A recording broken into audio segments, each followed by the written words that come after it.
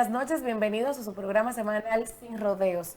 Como cada domingo llega a ustedes gracias a Banreservas, el banco de todos los dominicanos. Hoy un programa especial, Domingo Santo, finalizando nuestra Semana Santa, semana de reflexión. Hola Tomás Robinson, buenas noches. Así es, nos encontramos esta noche aquí, Domingo de Resurrección, donde se conmemora la muerte y resurrección de nuestro Señor Jesucristo. Un placer estar con ustedes, con el público televidente que nos está sintonizando como cada domingo por Megavisión Canal 2, Teleunión Canal 12, Luna TV Canal 25 y nuestro canal de YouTube, donde transmitimos en vivo Sin Rodeos TV. Robinson. Muy buenas noches, Tomás, Patricia, placer de verte otra vez. Estamos aquí al pie del cañón, un programa ¿Qué especial. habrá hecho Patricia en Semana Santa? Estamos de reflexión. De reflexión. El país en la entero. playa. Bueno, pero que se bailar, vale. vacacionando. No descansando. La reflexión, Patricia, no es irse a la playa. Miren, señor, yo creo que de verdad estamos muy contentos de que después de vamos a decir, de las cosas negativas que vimos en el país, comenzando con aquel funesto martes de madrugada de la gran catástrofe de la discoteca Yexé, luego ahora Semana Santa, podemos decir que siempre en Semana Santa hay sucesos de desgracias, la gente es irresponsable, la gente se le dice una y mil veces que no pueden bañarse en un río, vi las medidas que tomó el Ministerio de Interior y Policía, y a pesar de eso la gente hace lo que le da la gana, porque aquí la gente siempre entiende que puede actuar al margen de la ley. Y quiero aprovechar, Patricia, Tomás, por las medidas asumidas desde el gobierno, desde el Ministerio de Interior y Policía. Y a veces uno dice que a veces los policías se exceden. Y a veces uno dice que el gobierno toma medidas muy drásticas. Pero es que hay que hacerlo para poder seguir controlando esa cantidad de gente que se emborracha, que se matan y matan a otros inocentes. Y de verdad que yo felicito públicamente a la ministra Farida Faraful, a todos los organismos como la Cruz Roja que vi que hicieron un excelente trabajo. A mí me tocó participar el Jueves Santo. En la mañana fui a darle soporte a algunos amigos que son de la Cruz Roja. Y de verdad que se hizo un buen trabajo. Así como se hizo aquella vez en el YEXE, demostrando que tenemos los equipos suficientes para enfrentar cualquier tipo de problemática, pero al final de todo siempre la gente entiende que puede actuar por su cuenta. O sea que una Semana Santa donde lo normal siempre sucede. Algunos que se exceden con el tema del alcohol, que se emborrachan, que se ahogan, y vi Tomás, que el ministerio hizo grandes controles en los balnearios y las fiestas. Entonces yo que al final de todo no fue muy bien. Sí, así es. Quiero resaltar la labor de los miembros de los organismos de seguridad y de rescate de la República Dominicana, los miembros de la Defensa Civil, del COE, de la Cruz Roja, de la Policía Nacional, del Ejército, de la Armada de la República Dominicana, que mientras mucho voluntariado. voluntarios sobre todo, que hay que valorar ese trabajo, que mientras muchos se fueron de vacaciones, esas personas se quedaron trabajando miércoles, jueves, viernes, sábado y hoy domingo, donde muchos retornaron a sus hogares y sobre todo luego de esta tan lamentable tragedia donde nuestros rescatistas, nuestros voluntarios, nuestros miembros de los cuerpos del orden se encontraban agotados tanto física como mentalmente, porque ha sido un hecho que nos ha consternado a todos y todavía sigue en la mente de todos los dominicanos. Entonces yo entiendo también, quiero felicitar al pueblo dominicano porque los dominicanos hemos sido muy conscientes. Muchos empresarios del sector del entretenimiento voluntariamente cancelaron sus actividades. Había muchas actividades pautadas para este fin de semana, principalmente para el día de ayer, Sábado Santo, y de manera voluntaria muchas personas se solidarizaron con la situación y cancelaron esa fiesta. Y también el dominicano, la gente en esta Semana Santa, en su gran mayoría, salvo ciertas excepciones, pero la mayoría de dominicanos de verdad que no se sentía con ánimo para salir a festejar, porque primero no es el motivo principal de la Semana Santa y segundo también es un pueblo que todavía sigue de luto a pesar de haber pasado casi 2 semanas de tan lamentable suceso. Igual hay que felicitar también al Ministerio de Turismo, porque desde el Ministerio de Turismo se tomaron medidas para todos los tour operadores, para los hoteleros, de cuidar, de restringir, de limitar, por ejemplo, el expendio de bebidas alcohólicas en la playa, para reforzar los horarios, exigir, siempre ha habido normas para exigir los salvavidas en las orillas de las playas, muchos controles. Definitivamente el ánimo de República Dominicana pasará mucho para volver a recuperarlo. Y tenemos que hablar brevemente porque a pesar de que a partir del jueves ya fue una semana de reflexión y no hubo trabajo, pero de lunes a miércoles sí hubo noticias y tenemos que decirla rápida para todos ustedes, un resumen breve. Y es que condenaron a 20 años a los asaltantes del Banco Popular Dominicano, que fue en junio del año 2024. No sé si recuerdan o si no se los recordaré, estos hermanos que fueron por desesperación, atracaron al Banco Popular y resultaron muertos. Ya fueron condenados a 20 años de prisión. Lamentable que unos jóvenes hayan optado por este camino, jóvenes que no tenían precedentes, pero una muestra de que cuando los casos son claros, cuando las pruebas están, la justicia no se dilata. La verdad es que eso dio una satisfacción en la sociedad, como no la dio que liberaron a Mantequilla, señores. Sí, y ¿Soltaron a Mantequilla? Soltaron a Mantequilla. Sí. Y tanto le dije yo que le pusieran algo caliente. ¿Qué? Que le pusieran algo caliente a Mantequilla para derretirlo. Bueno, y eso más que todo lo de Mantequilla, y no hay que juzgar a las autoridades ni al Poder Judicial, porque veo mucho, lo soltaron y no cumplió. Pero lamentablemente nosotros contamos con un código penal que no tiene la tipificación de las estafas piramidales. Claro. Y lamentablemente por esa situación, a pesar de que todos estamos conscientes de que cometió una estafa, a él lo condenaron por abuso de confianza. Y hay un proyecto de ley ahí, Robinson, en el Congreso Nacional que tipifica las estafas piramidales, y en el nuevo Código Penal que tampoco se ha aprobado también se contempla. Entonces yo entiendo que nuestros diputados, nuestros senadores se deben poner las pilas y aprobar el Código Penal, o si no mediante legislaciones complementarias, aprobar ese tipo de tipificaciones para que no se siga repitiendo lo mismo, porque yo no entiendo el dominicano tampoco. Aquí se inventa una estafa piramidal Tomás, cada 3 meses lo y que vuelve pasa- a caer gente. Y caen miles y miles de millones de pesos. Yo iba a decir eso, Patricia, Tomás. Sí, Y de verdad que a veces tú dices, pero ¿y cómo que pueden haber gente tan pendeja? Y recuerdo, Ay, no le digas así, y diga recuerdo, tan no, pendeja, yo te lo digo tan porque, ingenua. no, yo te lo digo porque una vez me llama un amigo que lo habían estafado con un lingote, de esos famosos lingotes. Los lingotes de oro, que andan los claro. viejos, que están perdidos y que Claro. quieren encontrar Monte de Piedad. Y un amigo que tengo, que no voy a mencionar el nombre, porque la gente lo conoce, Yo lo conozco. es famoso, claro. Me dice, Compró un me lingote. llama y me dice, oye, di un palo, le compré un lingote a un señor que estaba perdido por ahí, por la calle de La Carrera. Y yo, como un lingote, sí, de oro, del año 1800, que yo cuánto. Y cuando fuimos, recuerdo donde el general Dipré, el coronel Dipré en ese entonces, que estaba en la policía, Dipré le dijo, hay que trancar a usted. Le digo yo, pero ¿por qué? Pero que usted quería engañar a ese pobre viejo. Y es verdad. O sea, él le compra el lingote a ese pobre viejo. Creo que fueron por 200, 300 pesos. La intención era engañar al viejo porque él sabía que un lingote de oro era mucho más caro. Claro. Y digo esto, miren, digo esto porque al final de todo la gente siempre va a estar buscando formas de engañar al otro.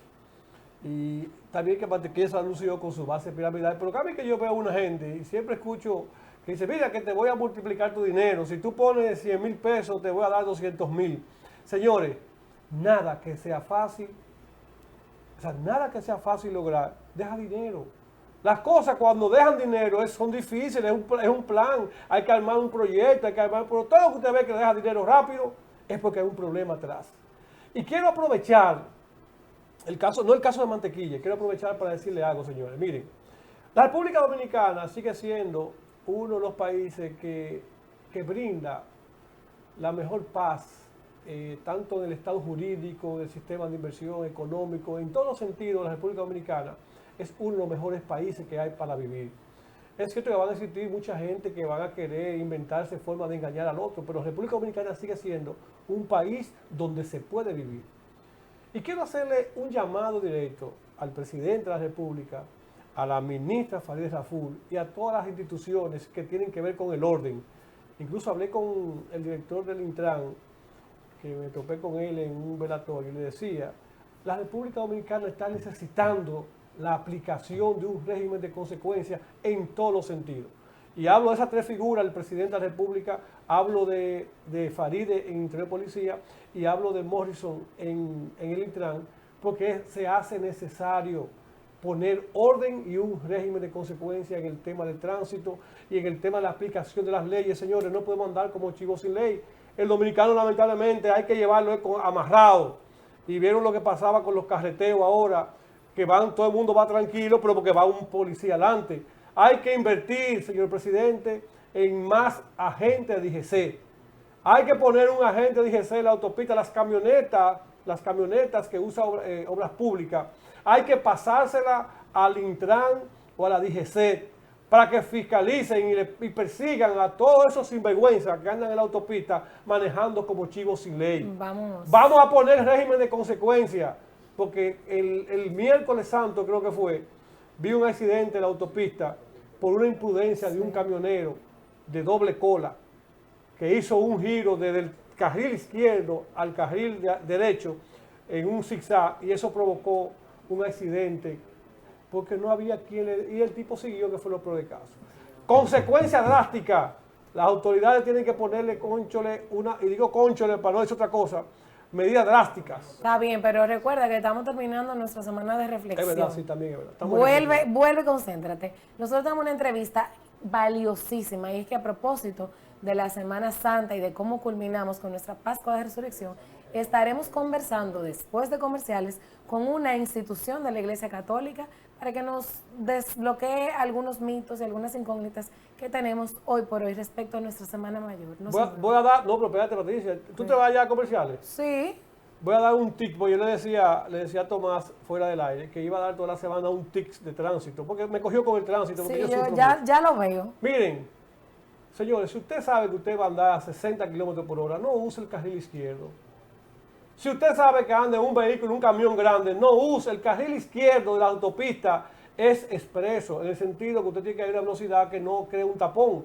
Si usted va a andar paralelo, no se mete en el carril izquierdo de la autopista. No use el carril izquierdo, por favor. Ya. La cápsula de hoy es que no utilicen el carril izquierdo de la autopista si usted va a una velocidad inadecuada. Vamos a hacer ese segmento de cápsula de tránsito, claro, pero tenemos que hacerlo o al principio o en el medio o al final, pero tenemos que hacerlo como producción. Nosotros Patricia, lo pronto... es difícil educar a la gente vieja. Pues, cotorra vieja, déjame mandar a comerciales que tenemos nuestro invitado y tenemos que centrarnos en nuestro último día de la Semana Santa. Pero no patanas ni camiones en los carriles izquierdos, ¿ok? No se muevan, regresamos en breve.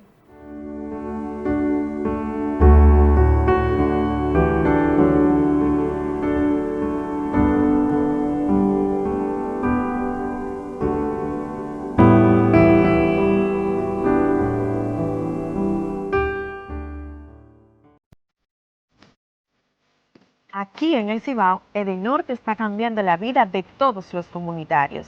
¿Y es verdad? Sí. Vamos a verlo. Aquí lo común eran las velas y las lámparas de gas, pero ya todo eso ha cambiado. Aquí en el campo, la electricidad ha traído una nueva forma de vida a estas comunidades.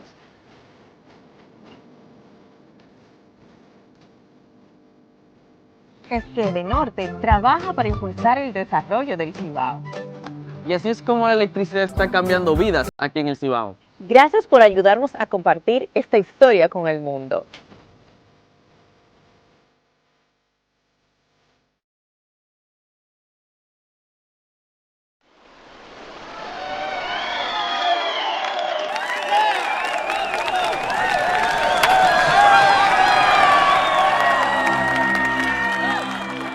Hemos dado tantos pasos, hemos hecho sueños realidad. En cada esquina de esta tierra vemos toda la felicidad. Oh, oh, oh. Siempre le damos para allá. Equipo que no se rinde, gente buena que da más. En Banreservas ponemos el corazón en el crecimiento de nuestro deporte, comprometidos en todo momento y ocasión en ser el banco de todos los dominicanos.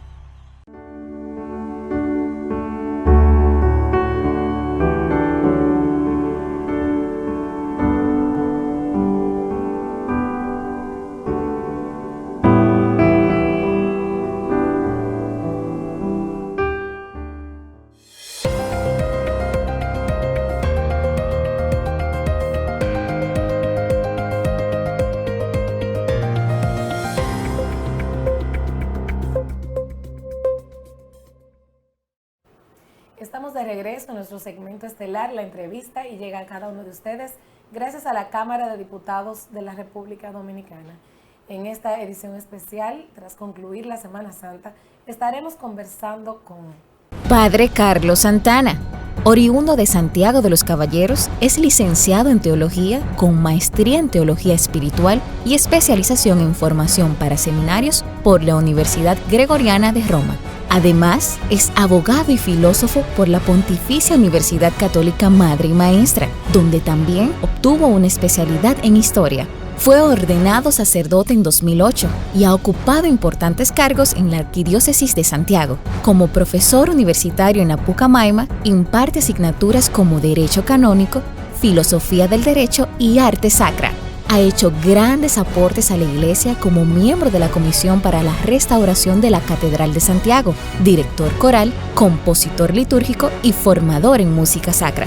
Actualmente, cursa un doctorado en estudios del español, es párroco de Santa Cecilia, administrador de la parroquia Santa Mónica y director adjunto del Orfeón de Santiago.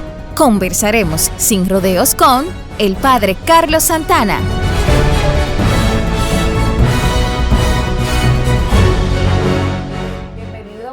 Gracias Patricia. Felices Pascuas de Resurrección. Gracias, Padre, por estar aquí. Nosotros agradecidos de este tiempo que usted ha sacado para cerrar esta Semana Santa. Sí. Buenas noches, Padre. Un honor tenerlo por aquí. ¿Cómo no? Mi querido profesor que me dio clase de varias materias en la Pucamaima. Sí, y así estoy es. seguro que vamos a tener un conversatorio muy ameno en la noche de hoy. Espero que pueda estar atento y responder a sus preguntas, porque imagínense ustedes cómo termina un párroco de 2 parroquias ya un domingo de resurrección a esta hora, totalmente agotado. Carlos, muy buenas noches, y de verdad que cuando es importante que la gente sepa que a mí me tocó dar la materia de religión en la Pucamaima, y le preguntaba a Carlos que era de Nicanor Peña, que fue mi sacerdote. Me dijo que no estaba nacido. Yo creo que Carlos se pasó.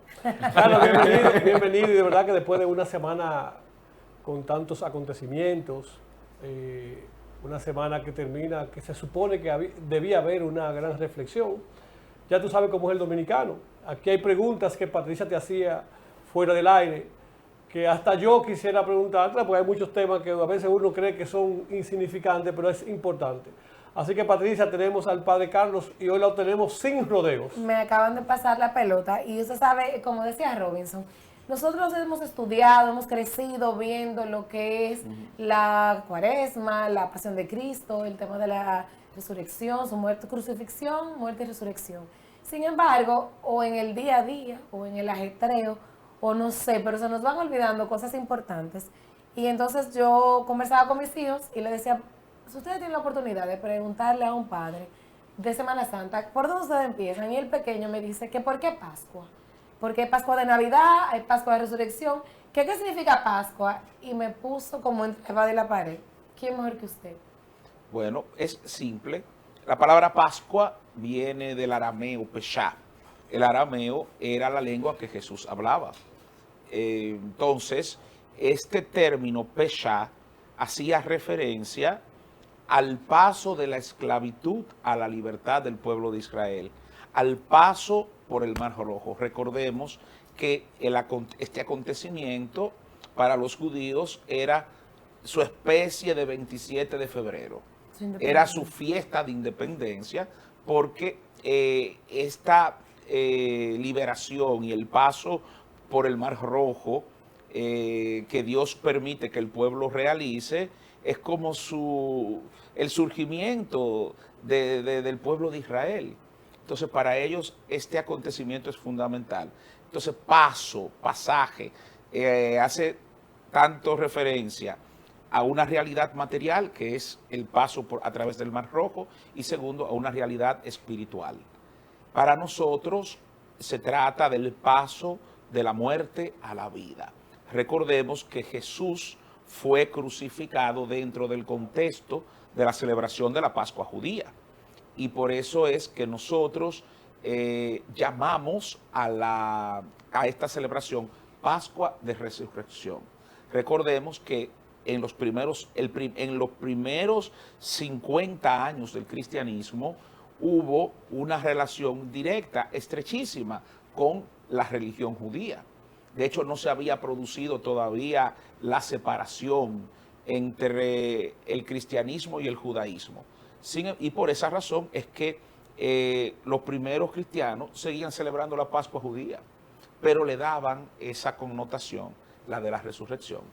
Padre, acabamos de concluir la Semana Santa y muchos dominicanos lo que ven es que tienen 1 o 2 días libres y se ha perdido en cierto modo el sentido de la Semana Santa. Me gustaría que usted nos hable un poco sobre ese sentido de la Semana Santa para los cristianos. Bueno, la Semana Santa en sí, ya lo hemos vivido a lo largo de estos días, es la conmemoración de esa semana que precede a la resurrección y que evidentemente tiene que pasar por la crucifixión, la muerte, la sepultura de Cristo, comenzando con el Domingo de Ramos, con su entrada triunfal en Jerusalén. A lo largo de estos 7 días, pues nosotros vamos día por día conmemorando un momento específico de los que el Evangelio narra con respecto a la entrega de Jesús, a su sacrificio, a su pasión, todo eso para culminar con la resurrección, que es el acontecimiento fundamental de nuestra fe.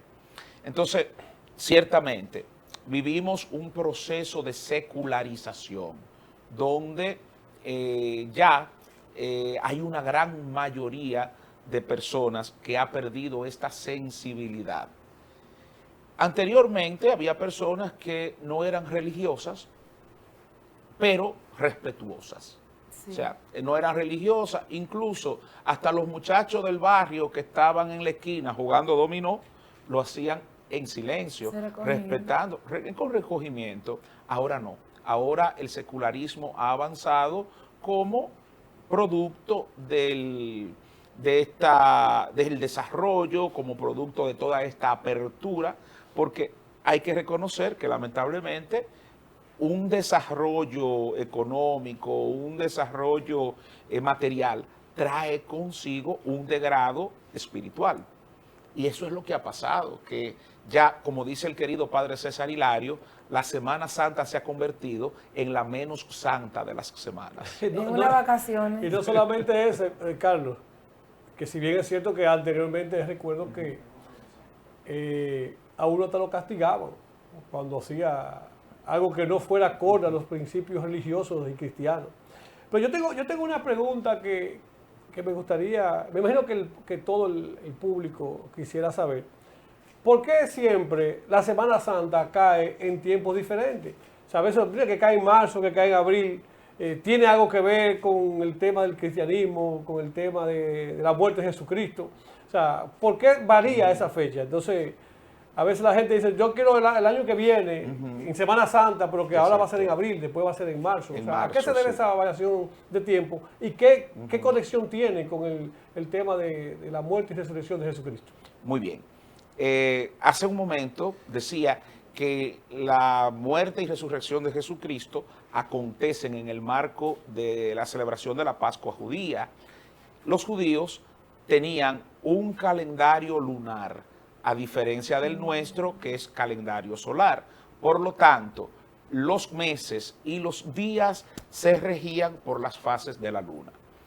Entonces, la fiesta de la Pascua generalmente coincidía con el inicio de la primavera y podía variar de día más o menos podía variar de día, incluso de día no solamente del mes, sino también del día de la semana. Porque ese año, sí, porque la Pascua podía acontecer un jueves, podía acontecer un miércoles, de acuerdo a lo que las fases de la luna determinaran. Entonces, al comienzo del cristianismo había un grupo que decía que no, que celebraba la Pascua judía, pero eso traía ciertos problemas porque el otro grupo decía, no, es que Jesucristo resucitó domingo. Exacto. Entonces, como resucitó domingo, nosotros no la vamos a celebrar jueves. Entonces, se dieron muchos conflictos que finalmente se dirimieron en el Concilio de Nicea, en el año 325, hace 1700 años, donde el Papa San Silvestre estableció que para despejar toda duda, la Pascua tenía que celebrarse el domingo siguiente a la primera luna llena de primavera. O sea, que no se celebra el año en que Cristo murió, que resucitó, sino con la luna llena. Con la luna llena, el domingo siguiente a la primera luna llena de primavera, para evitar ese desfase que podía haber. Entonces, así se salva el hecho de que Jesucristo resucitó en domingo. Lo que sí es bueno saber que la Pascua nunca va a caer antes del 21 de marzo. Pero tampoco, hay que esperar la primavera. Exactamente, después del 25 de abril. Pero el Viernes Santo siempre va a ser viernes, ¿verdad que sí? Sí, siempre, evidentemente, por eso. Y no solamente eso, la luna del Viernes Santo, hay que ver. Y todavía hoy se puede contemplar esa luna llena como está. Estamos en la primera luna llena de primavera. De acuerdo. Luego, con el cambio de calendario y todo eso, incluso la existencia de los años bisiestos tiene que ver con la celebración de la Pascua. El hecho de que cada 4 años se le añada un año al mes de febrero tiene que ver con eso. Porque resulta que la Pascua del año 1583 iba a caer muy bajita, o sea, iba a caer por el desfase en el tiempo, tipo 17 de marzo. Entonces, el 21. Entonces no podía caer antes del 21. Claro. Entonces eso generó un gran problema teológico dentro de la iglesia.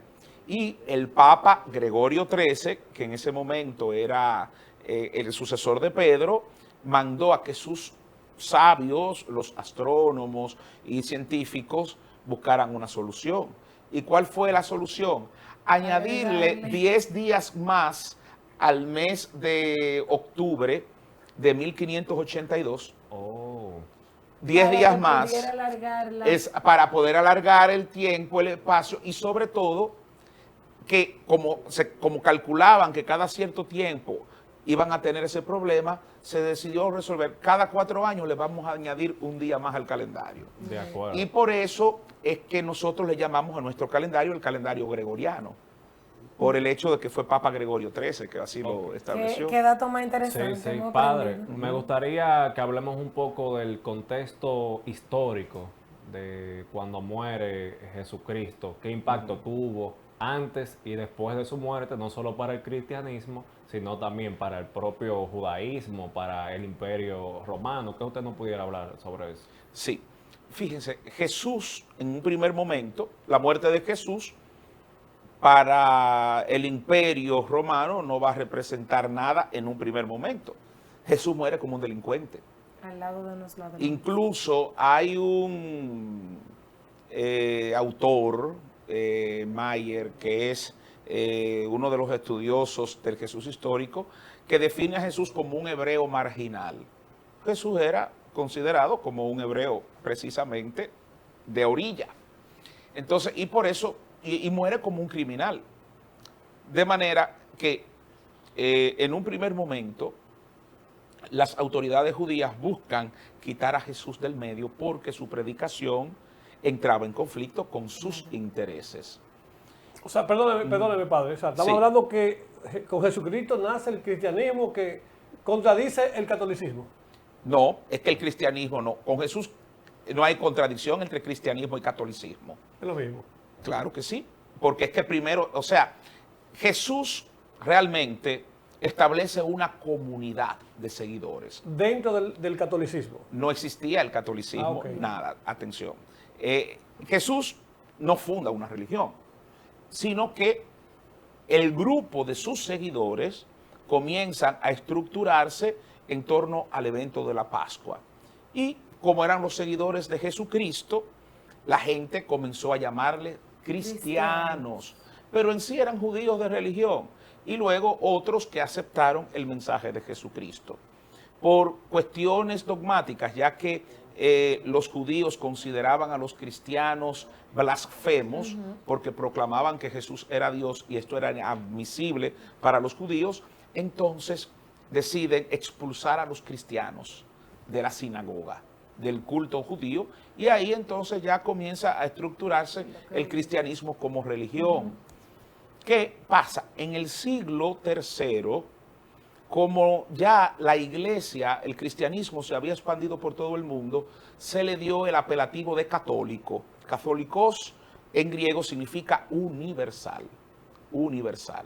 O sea, se es cristiano. Entonces, el adjetivo católico no es más que un adjetivo, un calificativo para designar que la iglesia está presente en todas partes del mundo entonces conocido. En un primer momento, desde el punto de vista histórico, el cristianismo no genera impacto. Lo hará después. ¿Por qué? Porque el mensaje cristiano comenzará a calar profundamente en la sociedad, de manera silenciosa. De hecho, recordemos que habrá momentos en los que el cristianismo será perseguido, porque era visto como una amenaza, incluso contra la integridad de las costumbres de la época. Porque el hecho de que el cristianismo proclamara, primero, que había un solo Dios y que no había que darle culto al emperador, eso era considerado nocivo para la sociedad.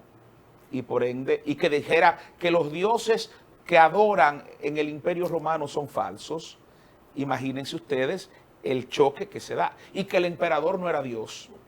Por eso era que rendirle pleitesía a un hombre. Exactamente.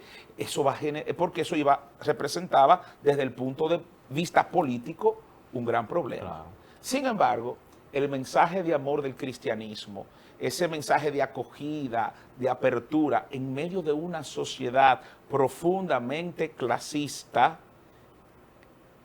va calando. Y a pesar de las persecuciones, ya prácticamente mitad del imperio era cristiano, Claro. en silencio.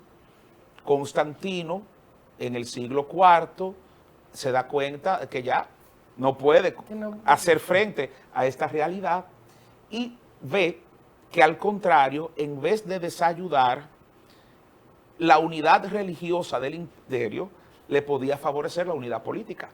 Y por esa razón decide decretar el edicto de tolerancia, permitiendo que los cristianos pudieran expresar su fe públicamente en el año 313. Carlos, perdóname Patricia, para no soltar la idea, entonces sabemos que el cristianismo es la religión número 1 del mundo. Sí, sí. Con más de 2.000 millones. La más de difundida. seguidores, y escuchamos de usted que esa pugna o esa lucha que había con los imperios, los emperadores, de que estaba creciendo esa fuerza, es lo que da origen a tener una nueva religión. Pero yo vi que la religión del cristianismo se subdivide entonces en varias facciones. Sí, es correcto. ¿A qué se debe esa subdivisión? ¿Otra lucha de intereses entre las mismas religiones? Hay en ocasiones luchas de intereses, en ocasiones cuestiones de carácter teológico. Teológico, ¿cómo? Porque si tenemos el mismo Cristo. Sí, pero en los primeros siglos del cristianismo hubo interpretaciones del mensaje que estaban influenciadas por las corrientes filosóficas de la época. Entonces, un dato fundamental que los cristianos aceptaban era que Jesucristo era el Hijo de Dios, no solamente el Hijo de Dios, era Dios, la segunda persona de la Trinidad. Sin embargo, un grupo de creyentes no aceptaba esa verdad de fe y decía que no, que Jesucristo era una criatura que luego Dios adopta y le da la fuerza para cumplir su misión, pero que no era Dios, y negaba la Trinidad. Entonces, ¿esa era otra corriente dentro del cristianismo? Sí, había, exactamente. Incluso ya en el Nuevo Testamento, en la primera carta de Juan, encontramos los brotes de la primera herejía, que fue el gnosticismo, que negaba que Jesucristo se había hecho carne. O sea, ellos decían que no, que Jesucristo no era hombre de verdad. Aceptaban su divinidad, pero ellos decían que la divinidad no podía asumir carne humana. Entonces, esto generaba problemas desde el punto de vista filosófico. Entonces, ahí se producen las primeras divisiones.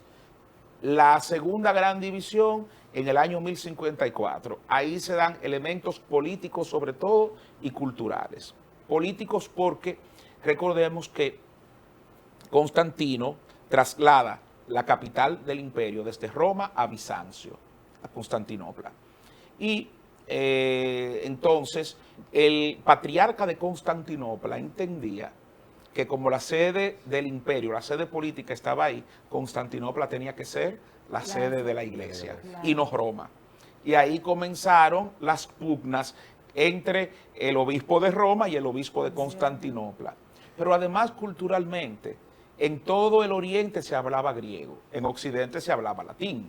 Entonces había y la cosmovisión de los griegos, de los orientales, era diferente a la cosmovisión de occidente. Los griegos eran más dados a todo lo que es la elucubración filosófica, lo trascendente, lo espiritual. Los occidentales eran más pragmáticos, más llanos, a lo concreto, no esas cuestiones de los griegos, de estar pensando que eso, no. ¿Por qué? Recordemos que eran pueblos guerreros. Claro. Fueron guerreros. Todo eso. No, yo lo digo y perdóname, Patricia, porque a veces hablan de católico, cristiano y se entiende que es lo mismo. Entonces, yo digo que soy católico y cristiano porque yo sé que de chiquito me llevaron a la iglesia católica, hice la primera comunión. Tú eres cristiano católico. Fui de la Legión de María. Porque primero fui de la pastoral juvenil. Pues mira, primero consumí mis sacramentos de la iglesia católica, bautismo, confirmación. ¿Casi monaguillo? Yo fui casi monaguillo. Pero hay un tema ya, porque tenemos que ir a comerciales, me parece, Patricia, que podemos dejarlo en el aire. Así como hay diferentes grupos que se subdividen del cristianismo, yo no entiendo por qué hay diferentes Biblias. Entonces yo creo que esa parte, para que ustedes después de los comerciales nos pueda ayudar, porque yo veía o he leído que hay diferentes Biblias del cristianismo o del catolicismo, no sé. Vamos a una pausa comercial y cuando regresemos, entonces usted nos responde eso, vamos a dar esa pregunta en el aire. Ustedes no se muevan, que seguimos conversando con el padre Carlos Santana.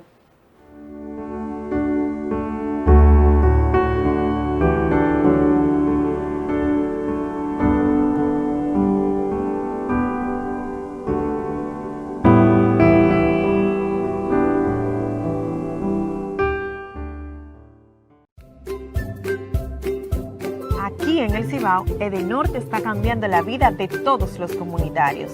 ¿Y es verdad? Sí. Vamos a verlo. Aquí lo común eran las velas y las lámparas de gas, pero ya todo eso ha cambiado. Aquí en el campo, la electricidad ha traído una nueva forma de vida a estas comunidades.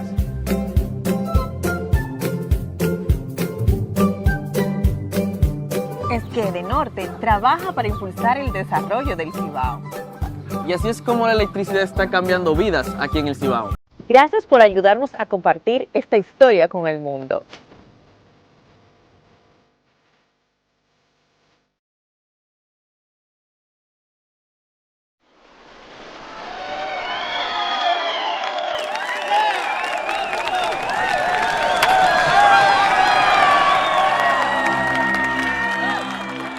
Hemos dado tantos pasos, hemos hecho sueños realidad. En cada esquina de esta tierra vemos toda la felicidad. Oh, oh, oh.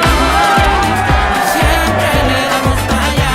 Equipo que no se rinde, gente buena que da más. En Banreservas, ponemos el corazón en el crecimiento de nuestro deporte, comprometidos en todo momento y ocasión en ser el banco de todos los dominicanos.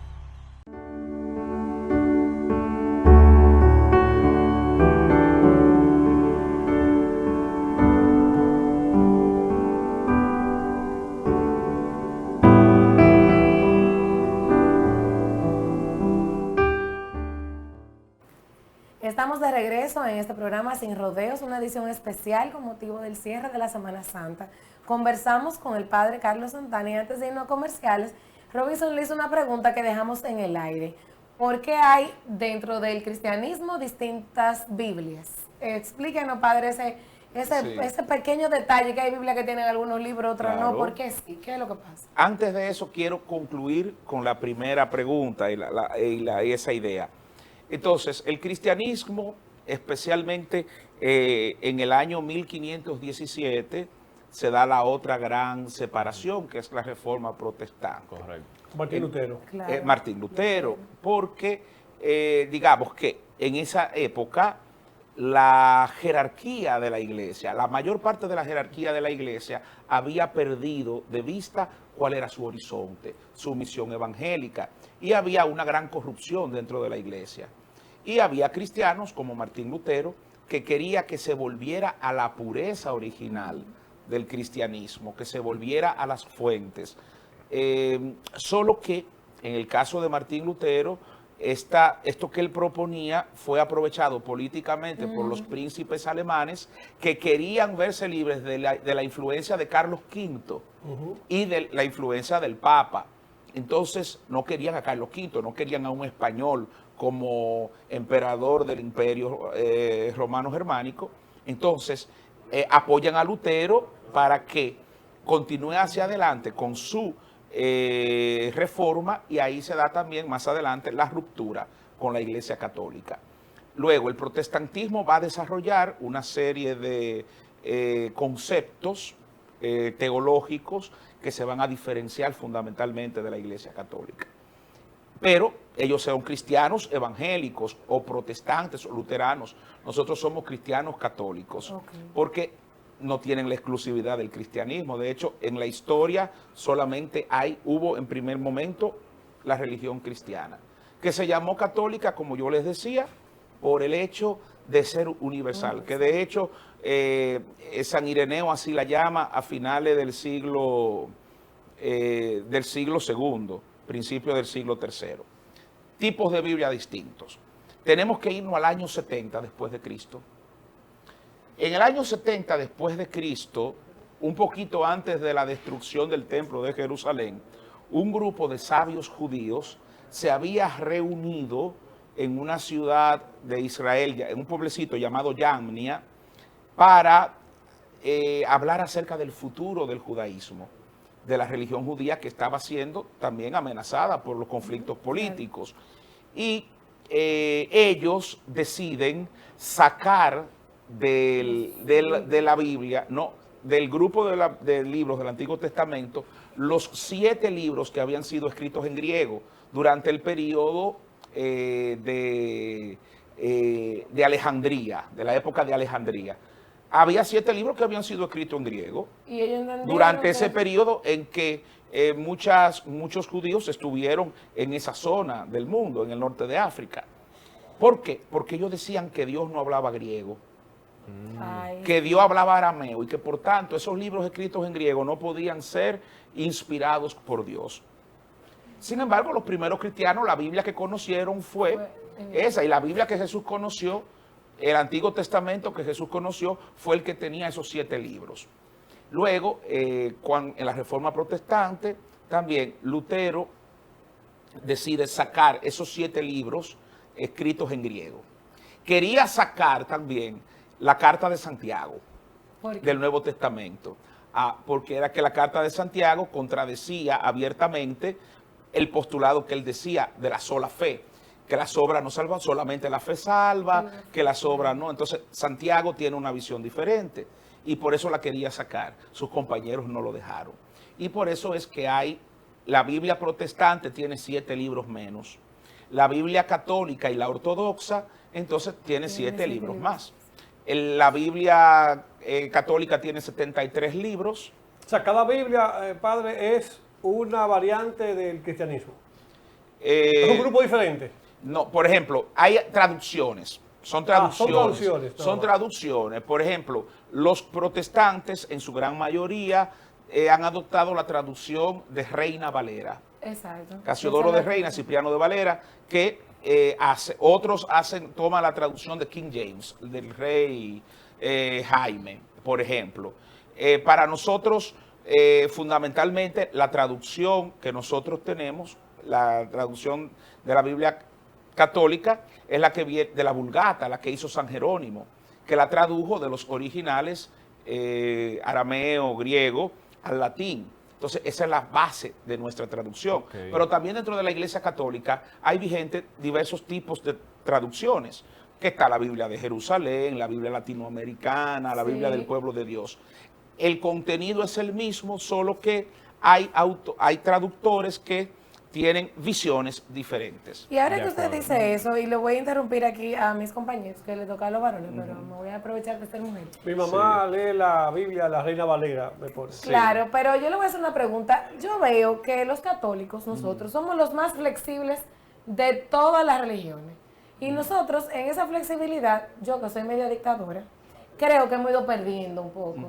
Porque he visto que flexibilizamos tanto las costumbres, las creencias, que le damos ese libre albedrío a los muchachos de que si tú no quieres ir a misa no vayas, que si tú no quieres ir a la misa de los 7, o sea, como hoy ustedes están llamados a reconectar, ¿por qué los católicos no fijamos una Biblia, un ejercicio más exigente? ¿Por qué nosotros no asumimos, o no sé, el control para volver a lo que a la fortaleza de esta religión, que cada día la que menos tiene como, que está más suelta, padre, de verdad? Yo no diría más suelta, sino que tiene una noción más clara de lo que es la acción de Dios. Dios no fuerza a nadie. Pero Dios deja en libertad. Una Biblia, No, es que es difícil. ¿Saben por qué? ¿Por qué? La iglesia es demasiado vieja, son 2000 años y por eso es maestra. Y sabe que hay, por ejemplo, contextos culturales donde algunas palabras suenan diferentes a otras. Entonces, tiene que adaptarse a las realidades culturales. Por ejemplo, no es lo mismo hablar el español en España que hablarlo en la República Dominicana. Entonces, por eso es que hay varias versiones de la Biblia que se adaptan a cada contexto cultural. Sí, términos, Luego, hasta la conjugación de los verbos. Exactamente, por eso es que tenemos diversas traducciones. Hay algunas que son más elevadas, otras que son más simples, pero el contenido sigue siendo el mismo. La misma cosa, pero dicha de una forma diferente.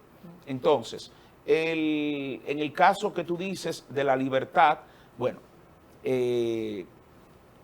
es una decisión personal de cada uno. Ya llega un momento y casi siempre, hasta que tú puedes tener control de tus hijos hasta que tengan 18 años. Después que tienes 18 años ya, al final, tú sabes, entonces hay además no se impone. Jesucristo nunca impuso su mensaje. Jesucristo no le dijo, miren, ustedes tienen que hacer eso, ustedes tienen obligatoriamente que actuar así, no. Jesucristo propuso y cada quien en su libertad escogía seguir el camino de Jesús o no seguirlo. Y es verdad, Sí, tiene padre, razón. Me gustaría que hablemos un poco de la interpretación de la Biblia. Hay muchas interpretaciones, hay ramas de religiones protestantes que interpretan la Biblia de manera muy literal. Muy literal. O, bueno, hay religiones que cualquiera dice que va a poner una iglesia y es pastor sin tener ningún tipo de preparación académica. Y vemos que en la iglesia católica, usted como sacerdote primero tiene que estudiar filosofía, formarse en teología. En el caso suyo también es abogado, fue a Roma. Y tiene una preparación teológica que le permite entender el contexto cultural donde pasaron las cosas e interpretar la Biblia desde el punto de vista teológico. Pero vemos muchas corrientes que no lo hacen así. Cada quien quiere interpretar la Biblia como como entienden. Entonces, Sí. me gustaría que usted hablara un poquito de eso y quizás algunas cosas que se han malinterpretado en la Biblia que usted no pudiera aclarar. Sí. Lutero planteó 5 solas, o 5 solos, es decir, sola escritura, por ejemplo, la sola fe, y decía Lutero que cada cristiano era libre de entender la Biblia como le pareciera. Y eso le generó un gran conflicto porque al final el mismo protestantismo terminó dividido. O sea, y eso que no hay una jerarquía, porque él dice que no, que la primitiva iglesia no tenía una jerarquía, cada uno es su propia autoridad en materia de fe. Entonces, no todo el mundo, como tú dices, tiene la misma formación. Te voy a poner un ejemplo de una interpretación literal de la Biblia. Dice Jesús, más fácil pasa un camello por el ojo de una aguja que un rico entrar en el reino de los cielos. Explíqueme eso, padre. Bueno, es que ahí, por ejemplo, Eso siempre se usa Sí. en el lenguaje popular. Exactamente. El ojo de la aguja era una puerta con el arco ojival, que era muy propio de la arquitectura medio oriental. Entonces, en las murallas internas de las ciudades, dentro de la ciudad había unos muros internos que impedían que los animales pudieran pasar de un sitio a otro para evitar dañar la propiedad. Pero siempre ha existido la vivachería, o sea, había gente que no quería dar la vuelta para entrar por la puerta grande y forzaba al camello o al caballo por la puertecita. Porque tenían poder, porque eran ricos. No. Hasta por no dar la vuelta. No, el pastor que venía por no dar la vuelta, el nómada que venía, el comerciante que venía con su camello, que no quería dar la vuelta, pues forzaba al camello a pasar por una puertecita pequeñita. Entonces Jesús, que veía siempre esa acción, y para los judíos era algo muy común, él decía, mira, para los que ponen su confianza en la riqueza, le es más fácil que el camello pase por el ojo de la aguja que un rico entrar al reino de los cielos. Pero no se refería a la aguja, A la aguja de coser. Que ya con trabajo tú ensartas un hilo. ¿No? Entonces hay gente que entiende que eso es así, literalmente. Y no sabía que eso era el ojo de la aguja. Porque hay que ponerse en el contexto histórico para Sí. poder entender las parábolas o la... Claro. Otra cosa, la cuestión de los hermanos de Jesús, que los protestantes dicen que no todos los protestantes serios que estudian saben que no es así, son más los fanáticos, los que no tienen esa formación. Dicen que María tuvo más hijos, porque en la Biblia se habla de los hermanos de Jesús. Maestro, ahí están tu madre y tus hermanos que te buscan. Entonces, el término hermanos hay que saber qué significa, porque San Jerónimo no encontró otro término más apropiado que traducir el término pariente, porque en arameo, por ejemplo, en la cultura judía, no existía un término para referirse a los primos hermanos, sino que se le llamaba hermano tanto a los hermanos de sangre, los hijos de un mismo padre y de una misma madre, como también a los que descendían de un tronco común, porque hasta a los tíos se les llamaba hermano.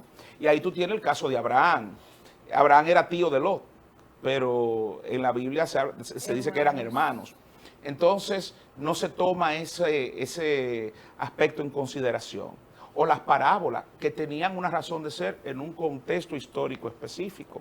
Entonces, muchas personas caen en el fundamentalismo porque ni estudian las lenguas originales, ni estudian la historia, ni estudian el contexto. Y como no hay ninguna regulación, como en el protestantismo cada quien puede ser, digamos, autoridad en materia de fe y cada quien puede fundar una iglesia, tenemos tantas y tantas realidades confusas al interno del cristianismo, Carlos, que lamentablemente se convierten en negocio muchas por lo veces. que yo veo Sí. seguirá. Carlos, la verdad que mientras tú hablas, yo me voy transportando a mi parroquia San Francisco de Asís. Recuerdo a un sacerdote que era el padre Pedro Mahamud.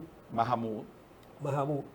Eso es para que Patricia Sí. sepa que yo tuve que profundizar en el Y cristianismo. de seguro te recuerdas del padre Eduardo Martín, Claro, sí, que fue mi Eduardo. profesor en la universidad también. Y yo viendo esa historia, las diversificaciones, los diferentes grupos que salen del cristianismo, veía que algunos de ellos no creen, o sea, en la jerarquía, no creen en el tema del Papa, No. hay otros que no creen en la virginidad de la Virgen María, cristianos. Exacto. Y llega un tema del celibato. Ujú. ¿Cree usted que el celibato es necesario? Porque para una facción del catolicismo creo que el sacerdote tiene que... Los ortodoxos, No, los católicos orientales. los orientales, sí. Eso es necesario, porque yo recuerdo que antes los padres no podían casarse. O sea, Ni poder, no, lo de rito latino no realmente en el pesa caso suyo, sobre ¿usted nosotros. también es de esa corriente? Sí, pues Sí, yo claro. soy del rito latino.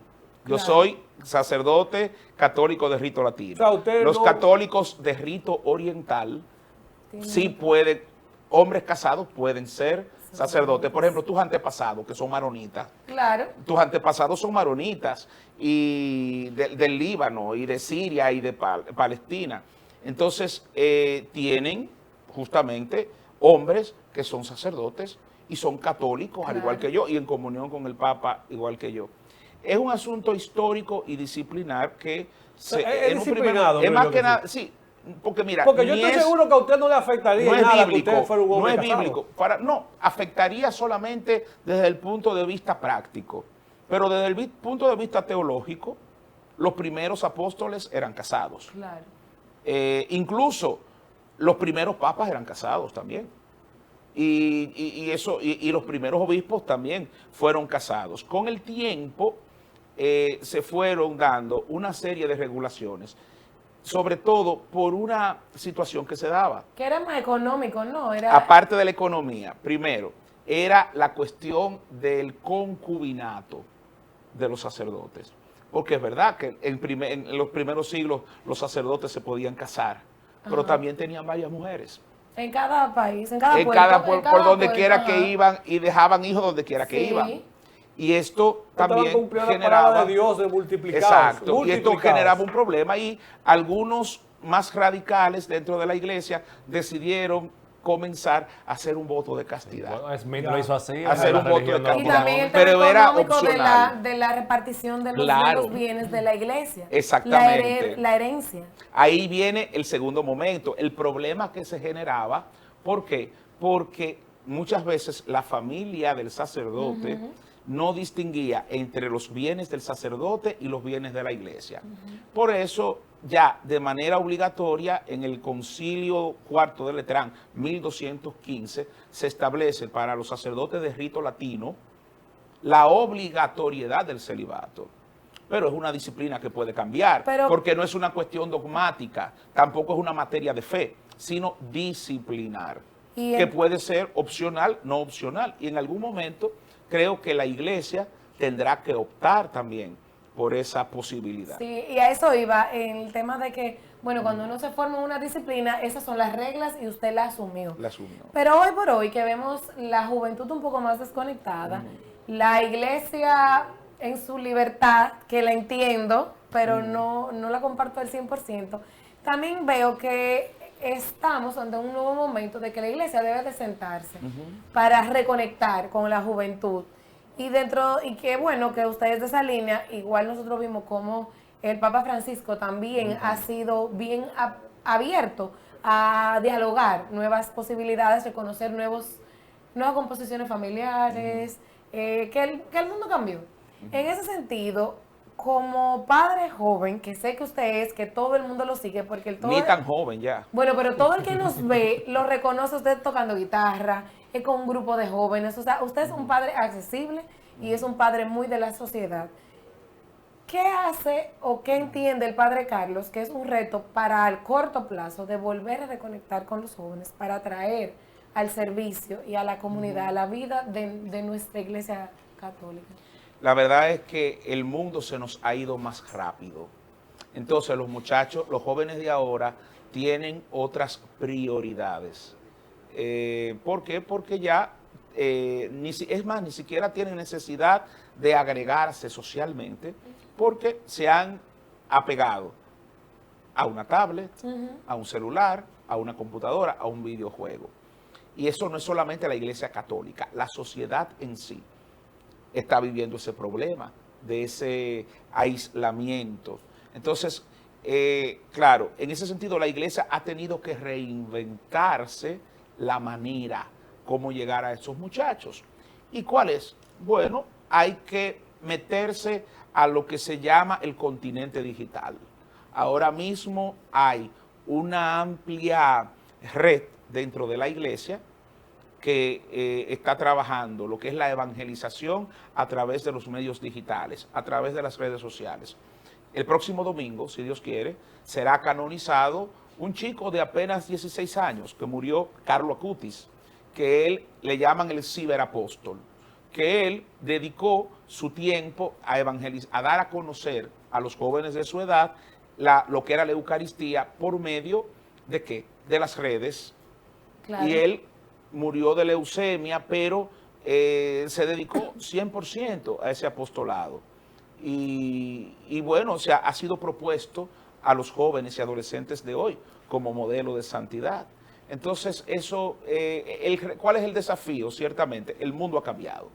Entonces, muchas veces el mensaje cristiano contradice radicalmente, opuestamente con lo que es el mundo. El mensaje, ¿cuál es la pedagogía de Jesús? Ir llevando poco a poco, tratar de comprender, tratar de dialogar. Hoy en día no funciona la imposición dogmática. Hay que dejar que los muchachos brinquen, que los muchachos digan, y sí, sin tú flojar tus posiciones, claro, pero tú tampoco puedes asumir ya esa actitud dictatorial. Esa obediencia ya no. Porque no te va a funcionar, no te va a funcionar. Entonces, la cercanía es fundamental, la pastoral de la cercanía. Eso es vital. Yo creo que de verdad lo que decía Patricia es muy atinado, y creo que la Iglesia Católica, el cristianismo, tiene que reinventarse. Y una de las cosas que me pregunta alguien por aquí, por el teléfono, que ¿por qué la Iglesia Católica es tan machista que no permite que una mujer sea papa? ¿Y por qué razón? No, si es cierto que hubo una vez que hubo una mujer que se filtró, una papisa. Sí, es leyenda, o sea, eso no se cuenta, no, dice Lutero, cuenta Lutero que cuando él estuvo en Roma. O sea, ¿eso fue cierto? No, eso en la Edad Media corrió. Históricamente no es un dato comprobable, pero fue una leyenda, fue un cuento de camino que surgió que sí, hubo una mujer. De hecho, en la película Cónclave, que es tan famosa, al final se deja entender que ha sido una mujer la elegida como papa, que se hacía pasar por hombre. O sea, más o menos esa es la trama al final. O sea, es una leyenda. Lo de la papisa Juana es leyenda, leyenda. En el caso, no es machista. O sea, lo que pasa es que hoy en día se entiende que la dignidad de la mujer radica en hacer las mismas cosas que hace el hombre. ¿No? Dentro de la iglesia la mujer tiene su espacio.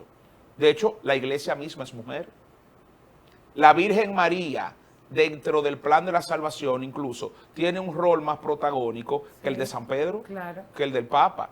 Ahora bien, ¿por qué la iglesia no confiere a las mujeres el sacramento del orden? Porque entiende que este sacramento fue conferido por Jesucristo a sus apóstoles. No había mujeres en el grupo de los 12. Y por esa razón ha conservado esa tradición. Los tiempos van cambiando. Pero que en ese sentido... El Papa le permitió el acolitado a las mujeres, ¿cierto? Sí, claro. Y vi algunas críticas por eso también. Pero no, el acolitado se le permitió porque es una actividad que no es inherente al sacramento del orden, sino que cualquier bautizado, o sea, el acolitado es servir al altar, poder distribuir la comunión, y es una realidad que nosotros la tenemos entre nosotros, incluso mujeres que animan las comunidades.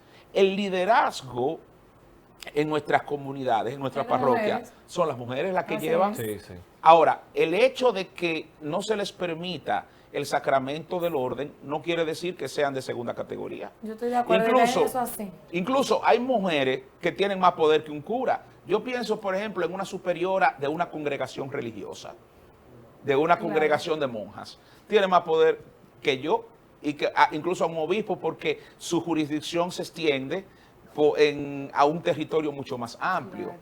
O sea que, claro, son modos de pensar que se aceptan válidamente. O sea, hoy tenemos, como te decía, la iglesia ya no puede, como lo fue en el pasado, constituirse en esa institución que dictaba directrices y que hay que hacer eso así, así. La iglesia ha aprendido a entrar en diálogo y a aceptar la diversidad de pensamiento. Cada quien puede, lógicamente, pensar y opinar en un intercambio respetuoso, pero la iglesia seguirá conservando esas posiciones porque entiende que así las recibió de Jesucristo. La verdad que ha sido interesante, Patricia, tener al Padre Carlos. Así es, hemos hablado, bueno, ya cerrando la semana mayor, hemos hablado del tema de reflexión, del paso de la muerte a la vida, de ahí Pascua, y entonces ya para finalizar debemos de agradecerle estar aquí, y entonces que usted le deje un mensaje a quienes nos siguen de este Domingo Santo de cierre final. Bien, pues el mensaje... Padre, perdón, antes de usted dar el mensaje, la Semana Santa comienza el domingo de y termina el Ramos. domingo. Sí. O sea, Porque es una es semana. algo más que una semana. Padre, Es una exacto, semana te va a y- tener que dar una consulta privada. No, yo pienso que sí, tiene que muchas no- curiosidades. Todo eso que él aprendió de pequeñito se le olvidó. Ah, Se pero- le olvidó. Y vino aquí a De 8 recordar. días, exactamente, de domingo a domingo, octava 10. Entonces Yo- ahora octava sí Yo fui, vamos... diez. yo fui de la Legión de María. Sí, pero se Sí, te olvidó sí. todo. Ahora sí, para cerrar el programa y despedir, lo vamos a dar en sus manos. Cierre usted este programa Sí, especial. sí, bueno, pues realmente lo que quisiera dejar ya en este programa es al final recordar que Jesucristo resucitado nos trae una esperanza nueva. Hemos sido profundamente marcados por tantas situaciones dolorosas, por tantas situaciones trágicas, y creo que el Señor resucitado es el único que puede curar nuestras heridas y comunicarnos la esperanza para seguir hacia adelante con mirada positiva. Muchísimas gracias y gracias a todos ustedes por acompañarnos hoy en una entrega más de Sin Rodeos.